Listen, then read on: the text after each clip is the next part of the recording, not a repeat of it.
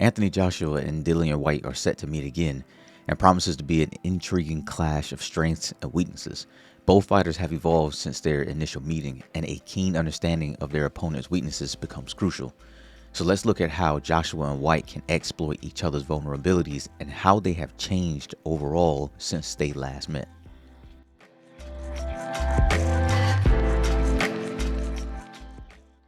AJ has linked up with new trainer Derek James and has seemingly taken his boxing back to the basics. Joshua still maintains his raw power and solid jab, making him particularly dangerous at mid to close ranges.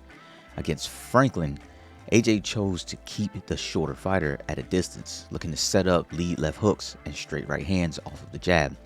A solid plan, as creating and maintaining space, you make it more difficult for your shorter opponent to close the gap and land their punches effectively. Joshua seems to have changed his persona as a fighter, now choosing to take a slower, more methodical approach. He utilizes linear movement to set traps. Turning the lead hand from a jab into lead hooks helps to keep the opponent's rear hand at home more often, and applying half-step straight right hands to capitalize on counter opportunities doubles also as tools that can keep pressure fighters at bay. Although AJ has opted for less overall reliance on his power, he still seems to lack diversity. This can be contributed to only having one fight with the new trainer and his ability to stay focused and stick to the game plan set forth by him and his new team. Now, although we mentioned earlier that AJ utilizes his linear movement to set traps, this is also an area of concern. Joshua traveling in only one direction, moving straight backwards, is problematic and exposes him to several risks. One, it is a predictable means of escape as your body remains on the center line of fire. Two, the lack of lateral movement diminishes his ability to create angles and evade incoming punches effectively. Couple this with the constant habit Joshua has of almost exclusively applying a single high shield and rear hand parries on the jab, and this results in AJ getting hit more often than he should. Parrying the orthodox jab with the rear hand, although not inherently incorrect, should be taken with certain considerations. The rear hand has a longer distance to travel to meet the opponent's jab while also leaving the rear side exposed. This is something you would want to be careful of when facing an opponent with one of the strongest left hooks in the heavyweight division in Dillian Whyte.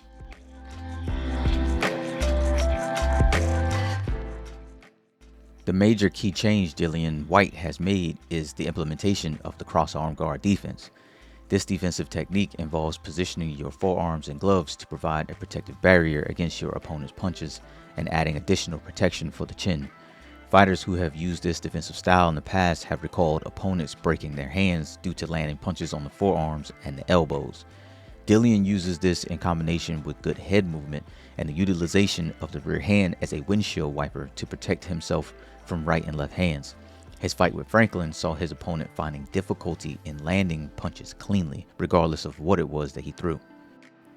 Now, although in his fight with Franklin, Whyte was able to avoid the disasters of being hit with the uppercut, a punch that has seen him KO'd in every loss he has to date.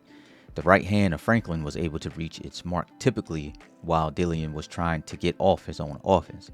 AJ seems to have demonstrated the ability to time his counters effectively, often using his powerful right hand to land devastating counterpunches. And although Franklin is not the massive puncher that AJ is, we were still able to see Dillian Whyte in trouble once again. So the major question will always remain on whether Whyte's chin can hold up against the power of Anthony Joshua.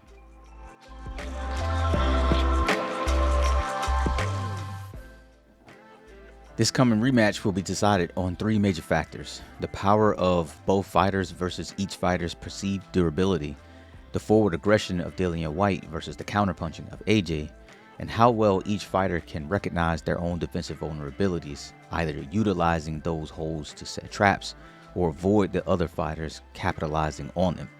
We saw the first fight, which got out to an extremely fast start, but with the changes both fighters have made, I don't believe this one goes the same way. I think we see a much slower pace, but with even all that said, I don't see this fight going the distance. Let me know what you all think in the comment section below. Do you think the changes Whyte has made can see him come out on top, or is he doomed to history repeating itself? That's all I have today. Appreciate you taking the time to watch this analysis video, and I will catch you on the next one. Peace out.